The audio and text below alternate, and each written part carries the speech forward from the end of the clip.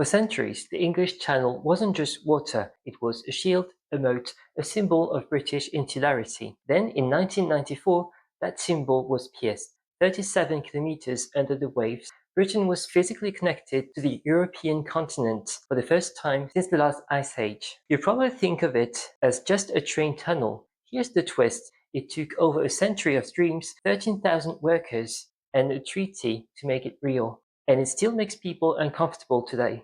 The story starts in 1802 with a horse and a Frenchman. A French engineer proposed a horse-drawn passage under the channel to Napoleon himself.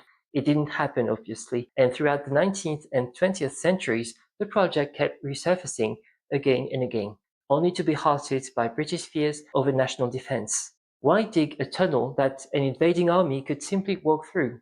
It wasn't until 1986 that the Treaty of Canterbury finally gave the green light.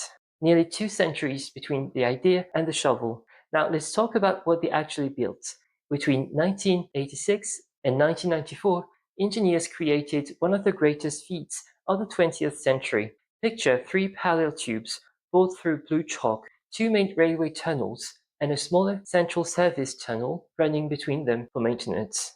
At its deepest point, the tunnel sits 75 meters below the surface of the water. And there's one moment everybody remembers. December 1990. The French and the British boring teams met in the middle. 2 crews, 2 countries, 1 handshake underground. That image became the whole project. Here's something a lot of people get wrong. The tunnel doesn't host 1 service, it hosts 2. Eurostar is the high-speed passenger train.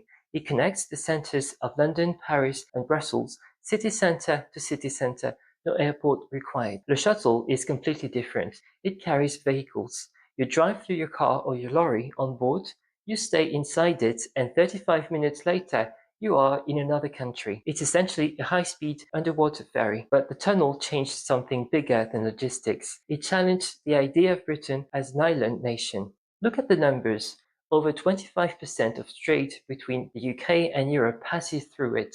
Economically, it's indispensable. And yet the symbolic piercing of the moat remains a point of cultural tension. You can hear echoes of it in debates like Brexit. The tunnel is a physical fact, but islandness is a feeling, and feelings don't get bored through with a tunnel machine. So let's put the vocabulary in place.